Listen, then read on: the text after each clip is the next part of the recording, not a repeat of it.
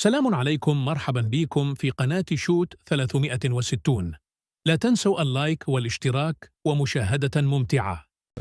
تجمع ما يمكنش غادي يخرج هكاك بدون مباراه وديه ولو في فتره التوقف مع احدى الفرق المحليه، والله اعلم. ولكن حنا نشوفوا اللائحه كحراس المرمى: صلاح الدين شهاب الماس، مهدي بن عبيد الوداد، رشيد غانمي في الفتح.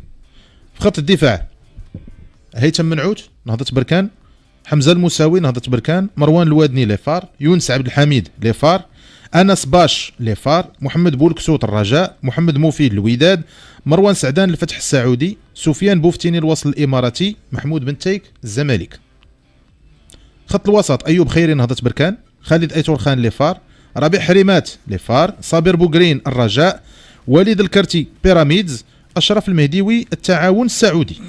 كيبان لي هذا الدري هو المفاجاه ديال التربص الاخير، لانه كنت تستدعى في اخر لحظه ويمكن قدم شي حاجه شفعات ليه يكون في هذه اللائحه.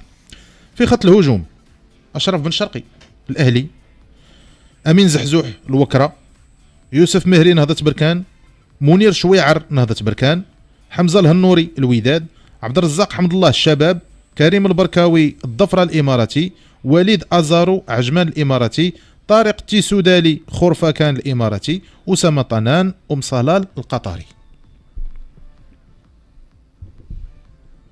خليط، انا قلت لك خليط ما بين واحد النوعيه ديال اللاعبين اللي عيط على طارق سكيتي واللي كتجمع ما بين الخبره وما بين يعني كيف كنقول انايا الطريقه ديال اللاعب ديال ملي كيتوفروا عليها جوج اللاعبين هنا كنعرفوهم.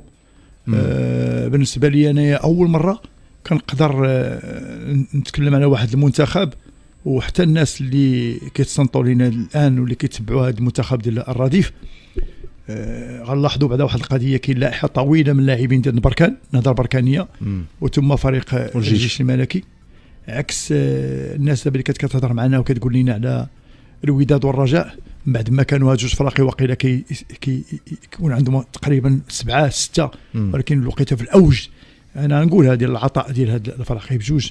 اليوم احنا كنشوفوا لا او نيفو دي جون لا حتى ادولت، ها هو في هذا لاج يلاه ابين ما كاينش شي حاجه اللي هي تذكر. ما عليناش. انا كنقول بانه بالنسبه لطارق سكيتيوي تبارك الله غادي بواحد الترسانه من اللاعبين، غادي يكون عنده لو شوا في لا ديفونس، عنده ان شوا او ميليو تيران، عنده ان شوا في لاطاك، عنده غادي تا في لاطاك غادي بواحد النوعيه ديال اللاعبين اللي ان شاء الله ما انا لا اظن بانه غادي يتعذب. نقدر ندخل جوج ديال لي زاتاكون ونقدر يكون عندي جوج اخرين غادي يقولوا الاخرين نتوما ما كتعرفوش تلعبوا او ميليو تيران. عندي كلهم دي جوار اكسبيريمونتي، نبدا من الكارتي ونبدا من حريمات، نبدا هادو لاعبين تحطهم وسط التيران وتلعبهم مع منتخبات اخرى اللي حتى هي ما تكون سهله. انا على الاقل تيبان لي بانه الملاحظه اللي غتكون عندي انا متفائل لهاد الدراري هادو نقدروا نتفرجوا في الكره وفي النتيجه ويقدروا يحققوا. يعني كيف كنقولوا انا ما حشومه نقول مفاجاه ان هادو لاعبين كاملين عندهم المكانه ديالهم، الا ما ساعدهمش الحظ يكونوا مع الفريق الاول ديال الوليد الركراكي، فهم خصهم يبينوا على انهم لاعبين في المستوى الكبير.